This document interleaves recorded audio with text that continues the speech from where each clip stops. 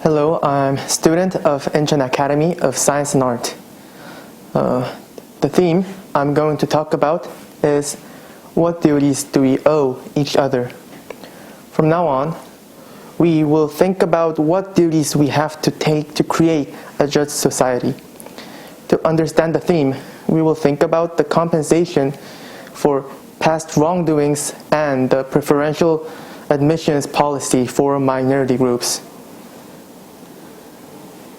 If you're from Korea or interested in Korean history, you have probably heard of Japanese military sexual slavery, comfort woman. It refers to crimes that the Japanese military committed before and during World War II. Most Koreans demand official apology and responsibility from the Japanese government. However, they are covering up these facts and teaching distorted history into the students of Japanese, but also people in other countries. This is an issue that must be agreed between Japan and many other countries again. This photo shows the German Prime Minister Willy Brandt begging forgiveness for the crimes in Nazi era. Should the state apologize for its historical wrongdoing? This can be discussed after understanding the concept of collective responsibility and community demand. Now, let's think about this problem in earnest. You can see the picture of gold spoon and silver spoon.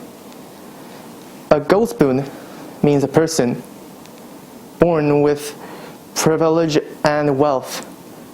On the other hand, a silver spoon represents a person born without any privilege or wealth.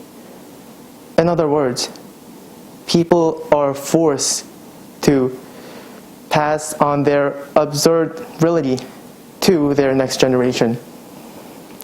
A poor father has no choice but to give his child a plow instead of a book. The child cannot cut off this fetter as well. We must compensate for the injustice of the past and the consequence that still continues nowadays. On this page, I will view the problem in moral perspective.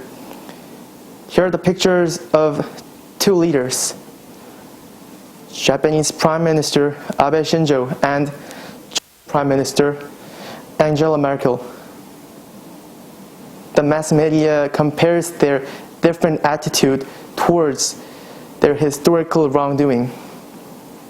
Healthy democratic societies must have mainstreams that protect and support the weak. This is the responsible welfare that should be provided in terms of morality, which does not need to be discussed how much it actually really worked. One example is admission for preference for minority students. This policy is aimed at caring for minorities in poor conditions. Even in this well-intended policy, however, blind spots always do exist. There are some students who suffer damage from the policy.